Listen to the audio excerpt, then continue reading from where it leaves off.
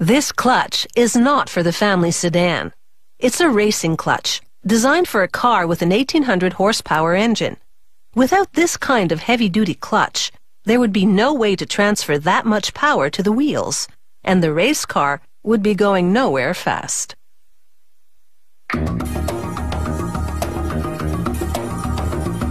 Race cars use a manual transmission to transfer power to the wheels, so a good clutch is behind every win. Production starts with the flywheel, which connects the clutch to the engine. Computerized cutting tools shape this aluminum part, then move on to carve the cover plate for the clutch. They trim its perimeter to give it the correct profile and reduce its weight.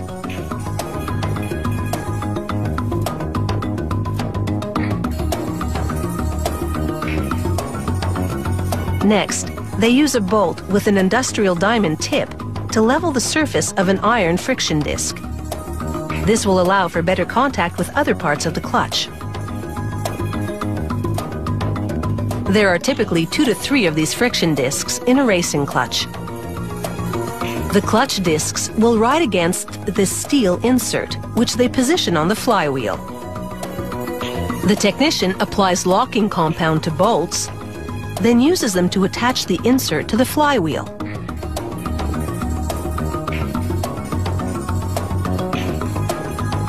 Here, the technician sets the bolts to a precise torque.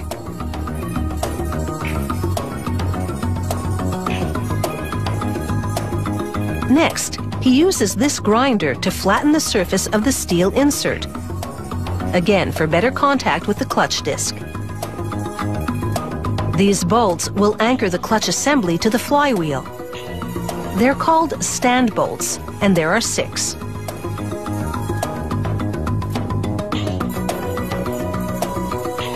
Here, they sculpt titanium cylinders to act as stands for the bolts that were just installed in the flywheel. Titanium is strong and lightweight, which is important because of the huge amount of energy the clutch must transfer.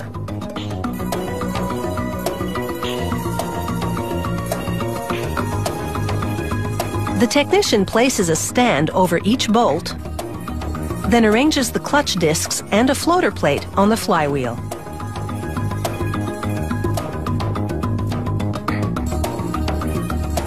He presets the height of the stands. Then he prepares the pressure plate assembly. He presses aluminum cups into holes in the cover.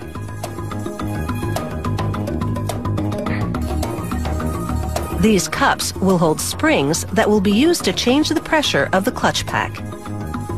But he holds off on inserting the springs in the cups.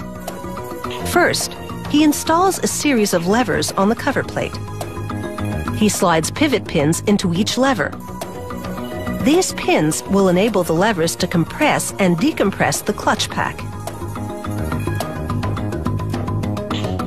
He applies lubricant to adjuster screws for the clutch springs, then threads each one into an aluminum casing.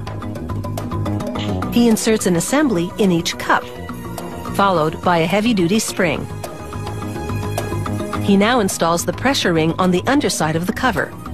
When the driver releases the clutch pedal, the levers cause the pressure ring to compress the clutch pack. That action transfers power from the engine to the transmission. He now slips the pressure ring assembly over the stand bolts and secures it with nuts. He adjusts each stand with a socket wrench, then checks the height.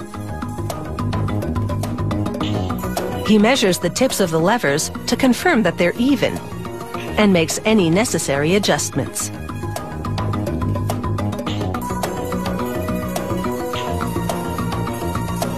He pushes the levers to test this clutch, and the pressure ring responds as it should, creating the necessary pressure on the clutch pack. Finally, a certification sticker and some strapping to secure it for shipping. At the track, this clutch will be serviced between every run. And if it's operating at peak performance, A win could be just down the road.